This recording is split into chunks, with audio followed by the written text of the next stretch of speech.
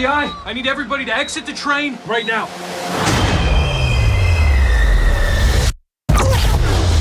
Now please stand as I administer your oath. Welcome to the White House, Peter. So you want me to be a night agent? God, no. I want you to answer the phone for them. It rarely rings. Yes, go ahead.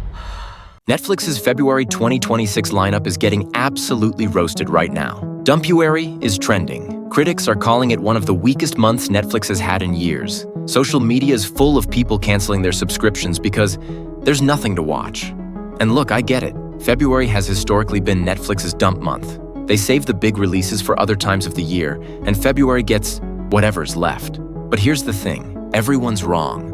I've gone through the entire February lineup, and while it's not packed with blockbusters, there are 3 hidden gems that are absolutely worth your time. And honestly, Netflix's licensed classics they just added are better than half the originals they've put out this year. So let's talk about what's actually good in February 2026. Real quick, if you haven't heard the term Dumpuary, here's the context. Netflix has a pattern. January is usually strong because people are coming off the holidays with time to binge. March kicks off spring releases. But February? February is the month where streaming services dump their filler content.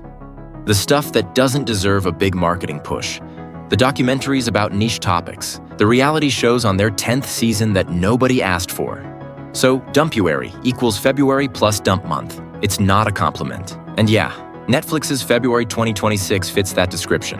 On paper, it looks weak. But if you dig deeper, there's actually some great content hiding in there. Let me show you. All right, first up, The Night Agent Season 3. My name is Peter Sutherland. I'm a night agent. I made a promise to protect people. So where do you need me? Now I'm calling this a hidden gem, but technically it's not hidden. The Night Agent is one of Netflix's most watched shows. But here's the thing, nobody's talking about it. It doesn't get the hype that Stranger Things or Bridgerton gets. It just quietly drops, millions of people watch it, and it becomes Netflix's #1 show without anyone noticing. If you haven't watched The Night Agent, here's the pitch.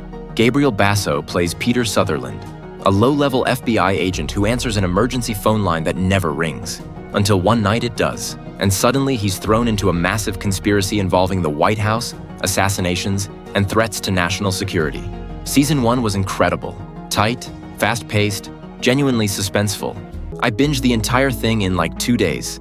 Season 2 was solid. Not as good as the first, but still entertaining. Season 3 takes Peter international. He's in Istanbul now, dealing with global threats, international espionage, all that good stuff. The scope is bigger, the stakes are higher. And from what I've seen in the trailers, they're leaning hard into the action. Here's why The Night Agent works. It's not trying to reinvent the wheel. It's just a really well-executed thriller. Think Jason Bourne meets 24. It knows what it is, and it does it really well. If Netflix's February is Dumpuary, this is the one show that breaks the mold. It's actually good. It's not filler. And it's dropping February 19th. Who should watch? If you liked Jack Ryan, Reacher, or any political action thriller, you'll love this. It's binge-worthy in the best way. Hidden gem number 2, Ex Machina. It's a research facility, and I want to talk to you about what I'm researching. You want to see something cool? Hello? Okay, this one's technically not a Netflix original, it's a licensed classic. But I'm including it because it's one of the best sci-fi films of the last decade. And if you haven't seen it, now's the time. Ex Machina dropped on Netflix February 1st, and I rewatched it last week. It holds up perfectly. The plot: a young programmer wins a contest to spend a week at the private estate of his company's reclusive CEO. When he gets there, he's asked to participate in a groundbreaking experiment, testing an AI robot named Ava to see if she's truly conscious. What starts as a fascinating philosophical exploration turns into a tense psychological thriller. Because Ava isn't just AI, she's learning, she's manipulating. And the question becomes, is she passing the test, or is she playing everyone? Here's why Ex Machina is brilliant. It's not about robots taking over the world. It's about consciousness, manipulation, and what it means to be human. Alicia Vikander's performance as Ava is haunting. Oscar Isaac is incredible as the morally questionable CEO. And the ending, no spoilers, but it sticks with you. In 2026, with AI being the biggest conversation in tech and culture, Ex Machina feels more relevant than ever. It's not just a good movie. It's a necessary watch.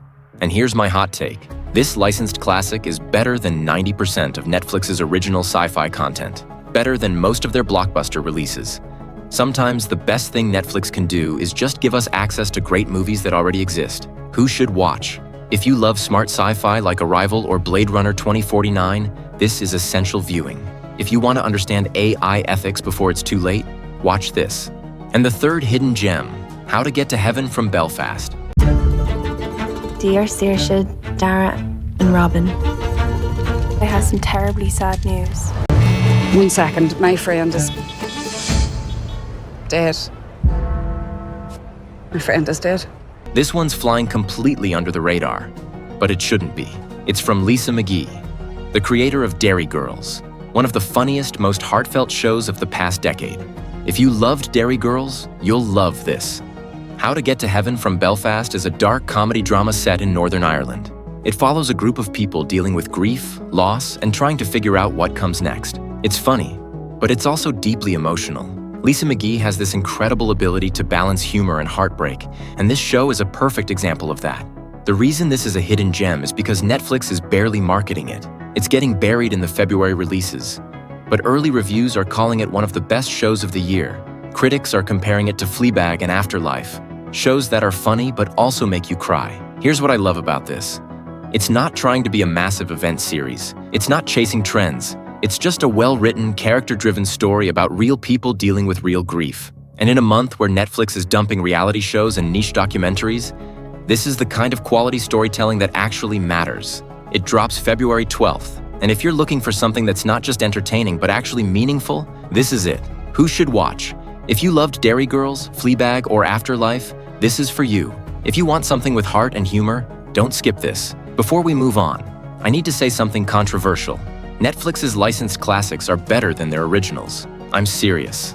Ex Machina, Crazy Stupid Love, Hell or High Water, these movies all dropped on Netflix February 1st, and they're better than most of the Netflix originals that have come out in the past year. Crazy Stupid Love is a rom-com masterclass. Ryan Gosling, Emma Stone, Steve Carell, perfect casting, perfect chemistry, perfect writing. It's better than every Netflix rom-com they've made. Hell or High Water is a gritty modern western starring Chris Pine and Jeff Bridges. It's tense, it's smart, it's beautifully shot, better than 99% of Netflix's action thrillers. And Ex Machina? Already talked about it. One of the best sci-fi films of the decade. Netflix spent billions making original content, but sometimes the best thing they can do is just license great movies and give us access to them. February might be Dumpuary for originals, but the licensed content is carrying the month. If you're complaining that there's nothing to watch on Netflix in February, you're not looking hard enough. Now, I know what you're thinking. What about Love is Blind Season 10? Love is Blind Season 10 drops February 11th.